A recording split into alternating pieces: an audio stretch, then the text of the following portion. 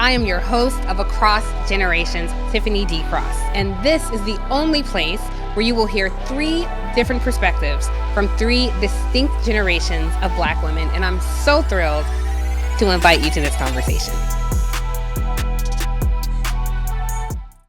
Hi, everybody. Welcome to another episode of Across Generations. I'm your host, Tiffany Cross, and today we're discussing something that impacts nearly everyone, and that is weight. I will tell you guys, I have always struggled with weight. Now, I may have never been morbidly obese, but I have certainly felt like it. And sometimes when you're on camera, you can look like it. And working in an industry where people see you before they hear you, what you look like matters a great deal.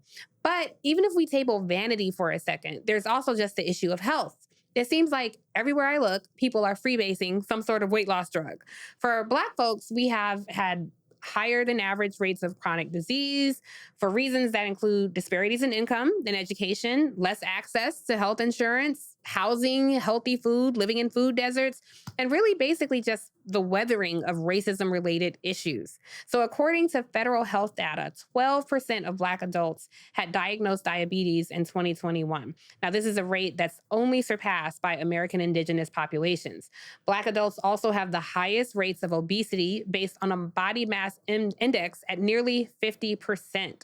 So today we want to talk about why, what we can do about it, and to do that, we need to get into how our lives and diets have changed across generations. To help me get into this conversation, Kathy Hampton. She's a 55-year-old Spelman College graduate and also a graduate of Harvard Law School. She currently works out multiple times a week and believes in achieving health through wellness and exercise and influenced by the elite athletes she represents. I'm one of them. No, I'm kidding. We'll get into that later. Brandi Richardson, she is better known as B Rich. She say it's her last name. She's B Rich, but sometimes she's broke. We'll get into that. She's a 29-year-old beauty, lifestyle, and body positive influencer. She embarked on her weight loss journey through traditional methods and then decided to undergo gastric bypass surgery to assist with her weight loss goals. So lots to get into, ladies. I'm so happy you're joining me. Thank you, thank you, thank you. This is going to be a very honest conversation.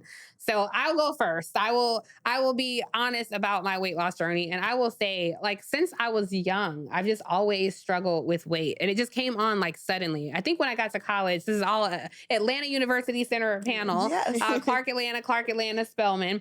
And that freshman 15 turned into sophomore 20 and then turned into 20-something 30. And it's like there was just a layering that happened. So I've always fluctuated with my weight. And it's so frustrating, because there are parts that we don't like. And then sometimes, men, like, we like some pushing for the cushion, So I don't know. I'll start with you, B Rich, because you have such an effervescent spirit. Thank you. Gastric bypass is a pretty serious and major surgery. Right. So what made you have that operation? Was it medical? Did your doctor say you need to, or was it your own personal choice? Sure. So it was a little bit of both, medical and personal. So at first I love myself. You know me, Yes. I'm from Texas. I'm like, everything's bigger from Texas. I just love me, right? So the first thing that happened, my eyesight kind of got like fuzzy and I was like very sensitive to light. Wow. So, I'm a girl. I got insurance. I'm going to the doctor, like, tell me what's going on with my eyes. Yeah. And I got a screening and pretty much I had idiopathic hypertension. So really that's found in a lot of obese women. It's just like an unknown tumor that pops up. Mine was behind my eye, so it was kind of like restricting my eyesight a little bit. So that's why I was so sensitive to light. So that was my first scare, like, oh my God. And they like, well, maybe you should lose weight. Every time I go to the doctor is you should lose weight. So I'm like, okay, I don't know if I want to take them serious, but I want to be able to see. So I thought that was pretty serious. And then second, it came behind my ear. Like I got that taken care of and then I couldn't hear out of my right ear. So I'm like, okay, I really have to do something serious and I need to do something fast because I want to be able to see and hear, So that was my medical portion of it. And then just like personally, like going to the airport, always having to ask for extender or going to Six Flags. I can't ride roller coasters with my friends. Like that kind of started to take a toll on me. And I think my last straw, like I love to travel and it was my birthday. All my friends got the zip line and then I get up there. They're like, oh no, too much, mucho. Oh. I'm like, no, like I was literally heartbroken. Yeah. So I'm like, okay, yeah, that's my last straw. I'm going to get on the table, and it just is what it is.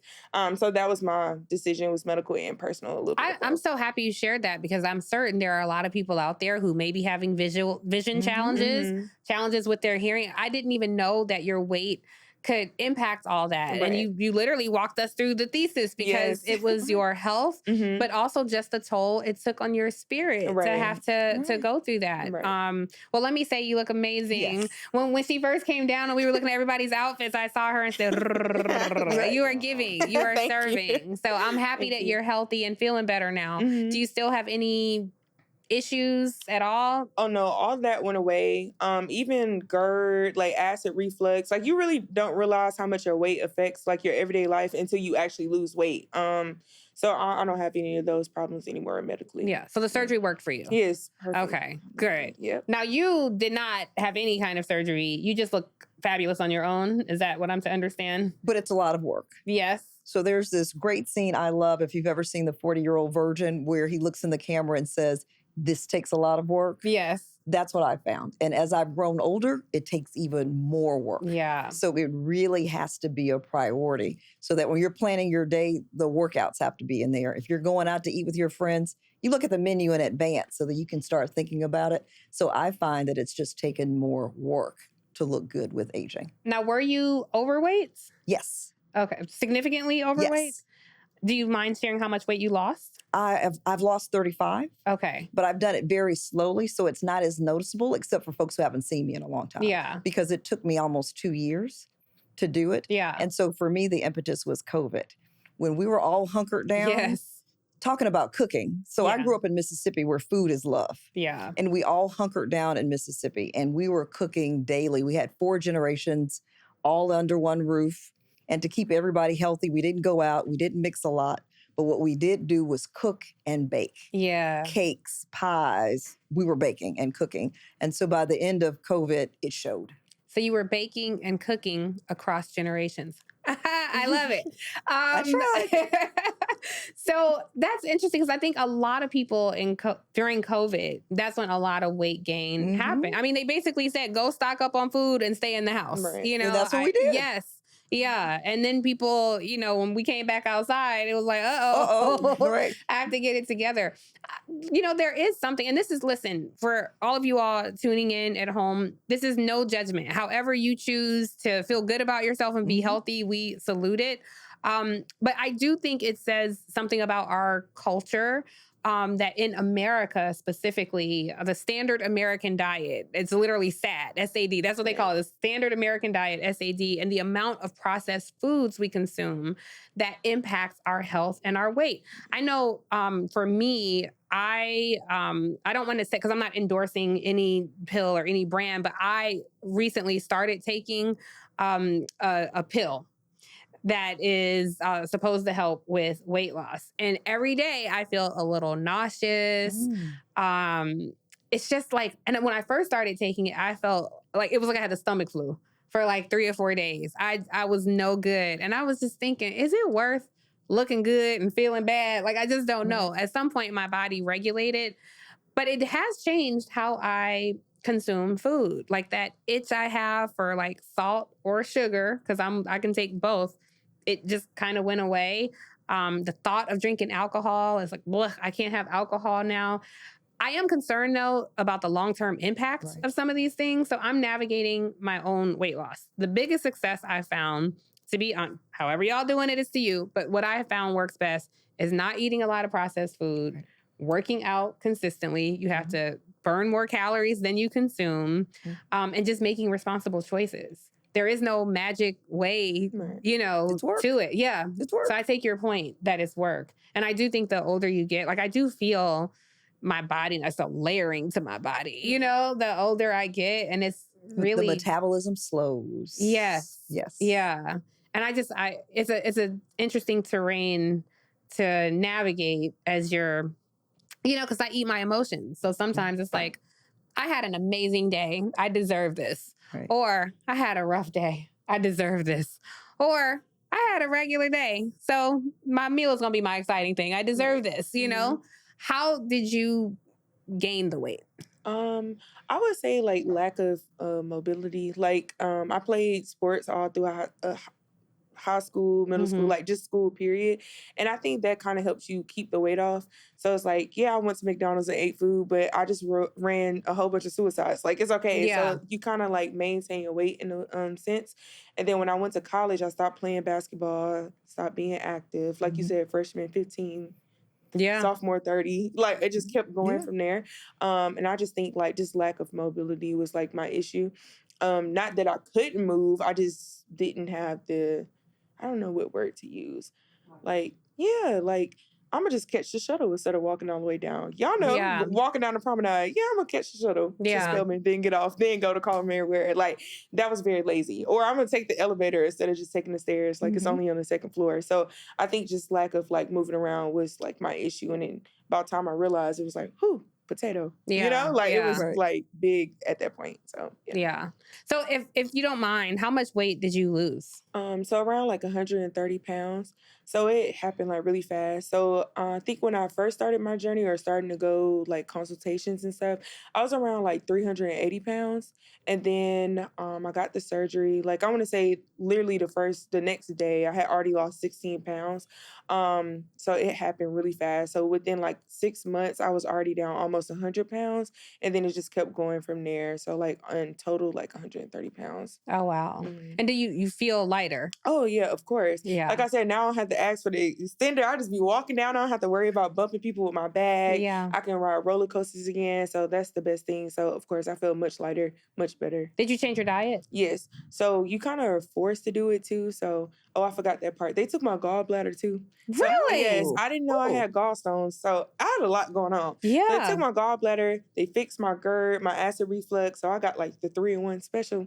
But yeah, I changed my diet. So I don't drink like soda. I can't really eat fried food because of course I don't have a gallbladder like everybody else. So if Mm. I'm gonna eat bad, I need to be right by restrooms. I really don't do that Yeah. in public at all. And then I drink a lot of sugar-free things. So all my friends make fun of me. They like, oh, go get something to drink before we go to Be Rich House because they know I only have sugar-free things in there. Yeah. So yeah, just water. And that really changed like my skin. Like everything changed, honestly. So Are yeah. you still losing?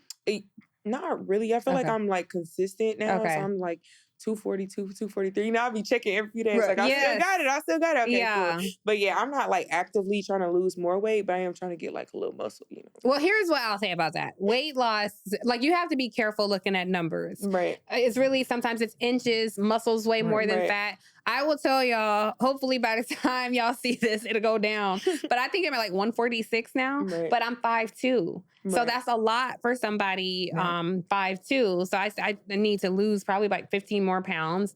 And there are people who look amazing who weigh 150 pounds Right. and they're smaller than me, they're tighter than me. So you can't get so caught up, In numbers. you know, in the numbers. Right. Yeah. How often do you weigh yourself? Oh, daily. But I had a Okay. quick question for you before I forget. This is the other thing about the middle-aged brain. So you mentioned skin. I would Mhm. imagine because you're so young and beautiful that your skin was supple and that it bounced back in Um, terms of the weight loss. Yes and no. I think more parts. Like I think really just my arms. Since you lose it so fast, like your Mhm. skin, it's just like okay. Just my arms have like a little sagging skin, but like everywhere else was fine. I was like, okay, good, I can do this, you know. So yes and no. You know, you see my face. That's what I'm saying. But yeah, I think in just different parts. Everybody's body is different. Different. So yeah. Did it impact your hair? Yes. How? Good and bad. So originally, like, you know, since I don't have the same amount of stomach as everybody else, I don't get as many nutrients. So I have to keep up with like vitamin intake. So my hair actually started falling out. So like my hair started falling out. My teeth was like really brittle. Because like I wasn't getting the calcium and the vitamin D I need. Like all of those things Wow. are really important. And you can't really get that through vitamins all the time. Sometimes it's the food you eat. So like man, I had to eat like a little more meat than usual to help with my iron. Like I was already anemic, but like it got really bad, like to the point where I had to always take coats, blankets, like I was always cold.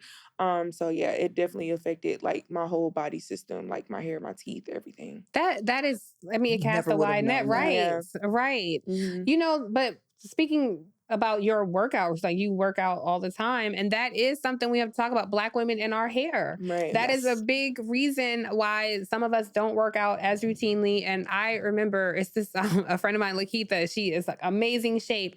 And I used to always tell her, like, you just look so awesome. And, you know, like, she's like, yeah, I work out, I run, I lift.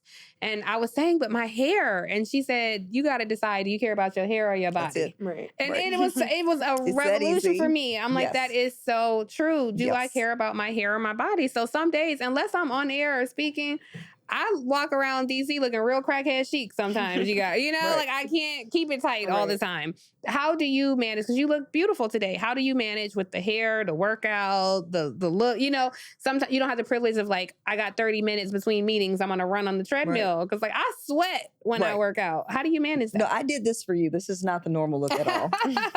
Well, you look beautiful. Thank you. Thank you. As a matter of fact, the reason I needed more work than usual to get ready is that I did get my hair done, but I forgot. And I went out and played tennis yesterday. And I got caught up. I told myself, don't run too hard. You don't have to get after every ball. That's not how it works. Yeah. The competitive juice kicks in and I'm out there running. The next thing I know, I'm drenched. My hair is all over my head. And I'm thinking, oh my God, I'm going to look crazy on the podcast tomorrow. So that's why I had to get up a little bit extra earlier. So that's what you do. I think that bottle popped out as a reminder for us to say alcohol is also full of empty calories. Yes.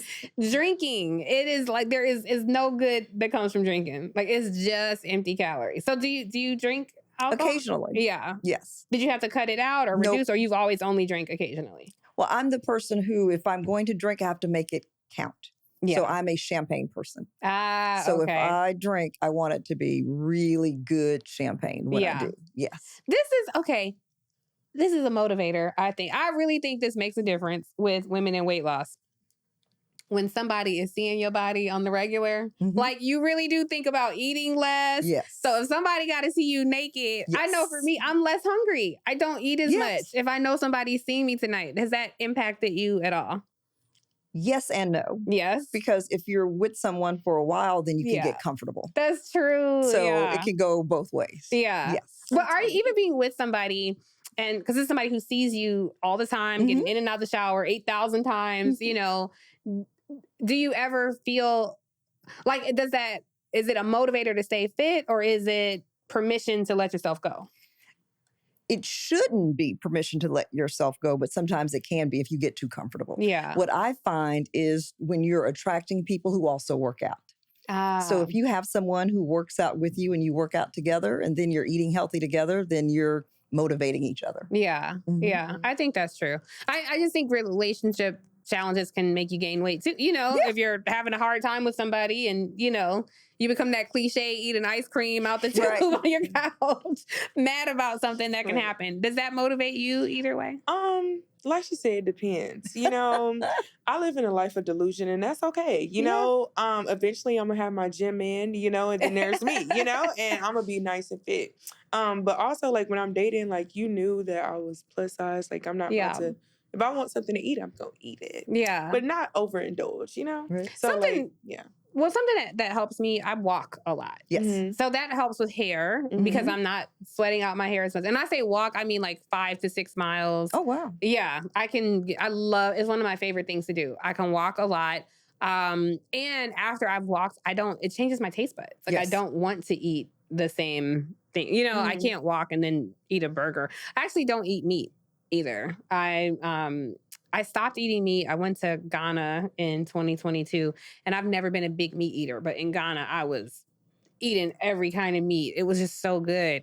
And then when I got back to America, I could not untaste whatever it is we do to our meat. Yes, it's Mhm. so It does not fresh. taste. Yes, Like, in yeah. Ghana, the chicken you were eating was the chicken that you saw walking out That back. is true. Now, do they have an FDA? And you know, Right. people, it's not a lot of regulation, but it still tasted different. The Mhm. wings were like this big. You know, they were tiny little wings the size of my pinky. In America, these big ass steroid wings. Yes. You know it's just not normal. Chemicals. Right. Right. All the chemicals. So again, that standard American diet, that sad diet, I think the food that we eat is killing us. But then there's also the issue of the over accomplished woman. You know, we're busy, we're on a flight, we're in a meeting, we're doing this. How do you find the time to work out? So what I do is plan it and build it into the schedule. Yeah. And I also work out with other people. So I mentioned tennis. I'm on a tennis team. So if I don't show up and we lose that line, then I have 15, 16 people mad at me. So I love working out in groups so that you have accountability. Yeah. And the beauty of playing tennis on a team is that I know what time I'm supposed to show up and play my best so that my team can win so that we can go to the playoffs. That makes a difference. So it makes you have an athletic mentality. And I find when you tell people that you will get back to them tomorrow because you're working out or you have a tennis match, people do support that. Yeah. So I'm surprised pleasantly how when I tell clients, especially my athletes, that I'm going to work out or that I have a match, they're very excited and they want to know how it went, what was the score, and how did you play? Yeah. So I'm finding it as a good way to engage with people, and folks want to talk about workouts. Right. In the morning, I think if you get something out the way in the morning, if you work out in the evening, it's too many things that can go left. But if you say, by 7 a.m., I'm in the gym or I'm going for a walk or a run or whatever it is for you, then it's already out the way. Right. Like it's done. You don't have to worry about it. So I think that makes a difference. I also, though, this is just me. I'm not an expert or anything, but I do think there is something about just loving yourself where you are. I honestly think that helps with our diet. So I know for me, every morning, when I get out the shower, I make a point. This might sound a little kooky and quirky, but I make a point to spend at least 1 minute with myself in the mirror with no lashes, hair ain't done, nothing on my face, my raw self, what I look like. And I just check in with myself. Do you like yourself? Do you like how you look today? You like how you feel? You like this body? And embracing myself. And it makes me, because if I look and say, no, I don't like it, then why try? Then I'm going to eat whatever I want. I'm not motivated. And so just connecting with myself in the morning and making sure that, I do. I love myself. I like what I see. It just makes me make better choices. So I think everything comes back to like loving ourselves. Right. In this celebrity rocked world, though, the culture of, I feel like everybody competing with a extra filtered photo of some celebrity. It reminds me of a iconic moment that we on this side might remember. I don't know if you remember. All right, let's get to the streets are talking. There was big news that happened this year. It was big news for me anyway. I was super into it because some people are on this stuff and they want to pretend like, no, I just ate juices and berries and I got small. Well, the queen deity, Oprah herself, admitted that she didn't say what she was on, but she did reveal to People, according to People magazine, that she was using weight loss medication as a maintenance tool, which a lot of people do. Like, there's no shame in it. But I am happy that Oprah admitted that. So she didn't owe it to us. Right. Her business is her business. But I am happy because it humanizes her and makes us feel, like, okay, well, we relate because we have, weight issues too. And she's always been that way. She's in her 70s now, which, I remember when Oprah debuted on air and now she's in her 70s. But she has dealt with yo-yoing weight for over 5 decades, which I also completely understand.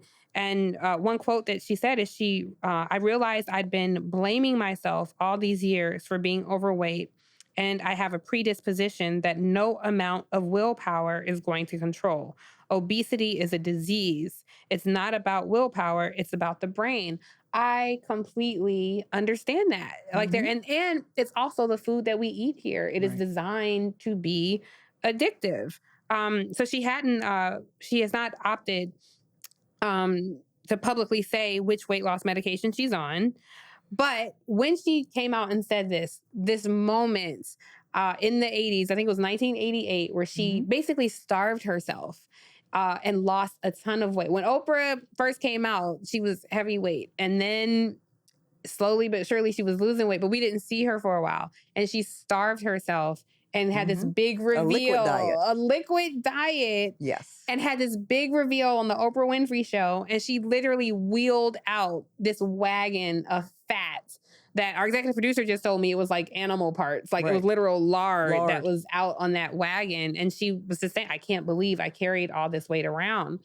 And it was a like America celebrated. Yes. Like, oh my God, did you see Oprah? She's so small. Do you remember watching that episode? No, we all watched it together. I was on campus at Spelman at the time. Wow. And so we all watched that together in the dorm because back then we had a TV room. Everybody didn't have individual TVs in these tricked out suites like I see now. But back then you had a small dorm room and then everybody watched TV together. And so we would all watch Oprah together after class. And so I remember that being a big deal on Spelman's campus when she rolled out. It was a wagon, like a children's wagon full of fat. Yeah. And how tiny she was in the tight jeans. Yes. Yes. She had high-waisted, tight jeans, probably Levi's and a black turtleneck. Yes. And I'm not gonna lie, Oprah looked good. Fantastic. I mean, we saw her face, everything looked good. And she talked about on that show, I remember she talked about she wanted to eat so bad in the middle of the night and she called somebody. Maybe it was Gail's husband at the time. I don't remember who. It was somebody in her like circle. And they had to talk her through, like, don't do it. You know, just drink something.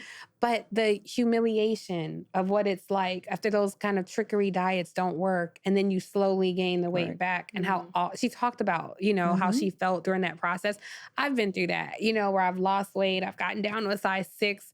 And, you know, in a kind of like a confidence booster. You know, it's like, I'm going to get rid of these clothes because I don't ever plan on wearing these size 10s again. And, you know, vamoose, you're gone. And then slowly but surely those 6s and that zipper be screaming like, for dear life, trying to zip everything in. It's an awful feeling. It takes such a toll. Did you ever fluctuate? Yes, I was about to say I definitely understand how you feel. So like originally I lost like all this weight super fast, and then like slowly, I won't say like I started to gain a lot of weight. I think I've only gained 10 pounds within like 2 years. So like completely, which I feel like is okay. Like some people it's like, oh my God, I like they beat themselves up about it. But I'm like, long as I'm happy and my clothes are still cheap, I don't care. I think that's like the biggest thing to me, being able to walk into like Target, Walmart, anywhere, and I can buy clothes.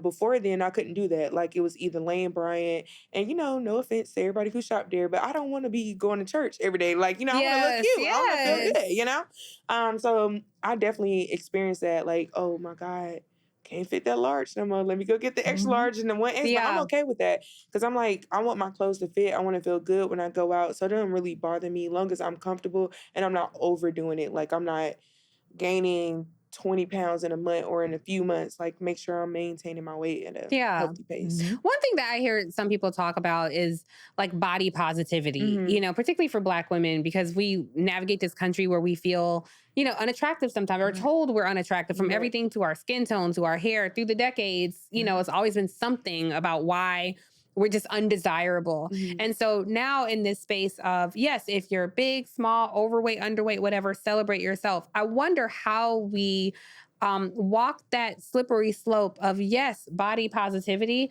but also health. You know, like, yes, we want to celebrate you and we want you to feel good about yourself, but you know, if you're having vision challenges and here, like all the things that are impacting your health, because you were on the side of dealing with those health challenges, what do you say to women, young women in particular, who may feel like, yeah, it's okay. I'm going to eat all the things I like my body and I'm fine with this. We don't want them to feel not fine, but what would you say to them about the health challenges of that kind of outlook?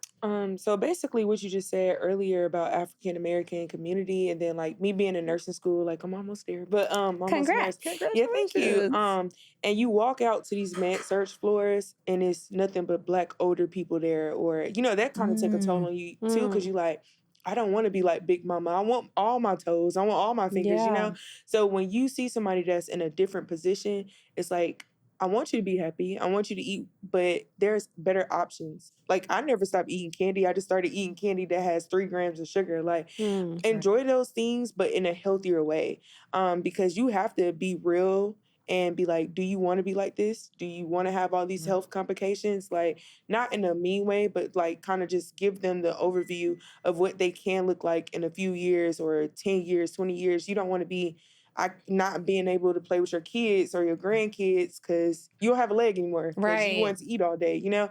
So just being real and being transparent and giving better options, I think is what I would say to somebody else that's going through that. We have to make sure we have that message. And quite honestly, Kathy, look, being healthy is a privilege sometimes. Because I think about all the Black folks.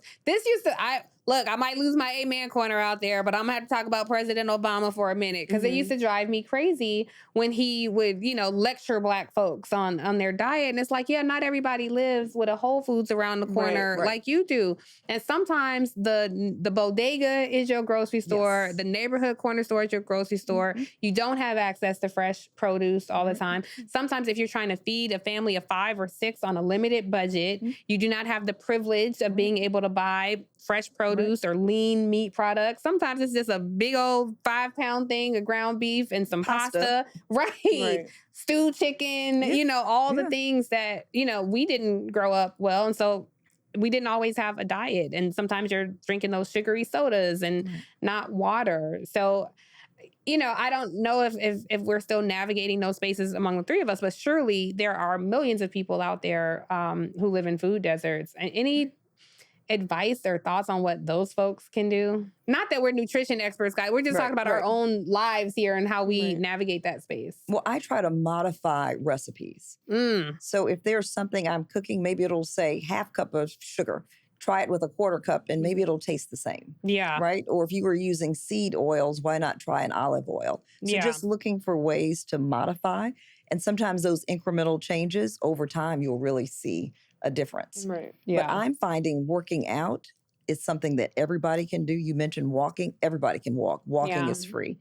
Running is free. So there are so many things we can do outdoors so that we can get that vitamin D, get the sunshine, and we're out there and we're moving. Yeah. And a lot of that's free. My grandmother, she was the cook in our family, like our immediate family, our extended family, everybody. We would come in her kitchen, and instead of getting a recipe from her, we would all stand around and watch her cook. And I've had to moderate like some of the things because it was nothing to just throw a stick of butter in something, and Makes it it taste tasted better. so good. Yes. That butter, like, you better not put no olive oil in my cornbread. Like, give me some butter, in that cornbread. And it was just so tasty. The dressing she made, the mac and cheese she made. Now, something you can't always like make a vegan version of something that's good.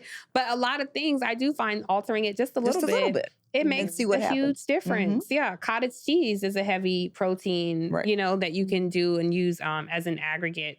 Instead of, maybe milk or just different products. There are small things to do. So I encourage folks out there to do it. I know it's hard. You said, vitamin D. A lot of people are vitamin D deficient. Another kind of vitamin D is somebody looking at your body. You might lose some weight, whatever works for you. All of that. Yes. Well, sex is exercise. I don't know how many calories you burn, but it's exercise, it's something. So whatever. I'm not recommending that diet. Whatever works. But whatever works. Well, this has been great. I'm really happy that you guys were so honest and forthcoming with your weight loss journeys. I know, for me, I'm still on the journey. I don't know how long I'll last on these pills, to be quite honest, but it really is about health at the end of the day. So wherever you are tuning in at home on your weight loss journey, we just wanted to offer testimony and encouragement to you. Keep going. Do something little every day. Something I do also is if I'm in a building, instead of taking the elevator, I might take the stairs. Even at my lowest moment, I make myself get outside and walk around the block, just the 1 block. Right. And then if you feel like doing 2, you do 2. I've never only done 1 block. I tell myself that's all I have to do. And then it's like, if I've done 2, I can do 3. If I've done 3, I can do 5. So whatever you can do, healthier decisions. I love that you said you plan the meal. If you know you're going to a restaurant, you look at the menu in advance and plan the meal. Depriving myself of things, depravity doesn't work for me. So sometimes I just taste something. Sharing meals helps. My friends and I might want the pasta, but we might get a pasta for the table.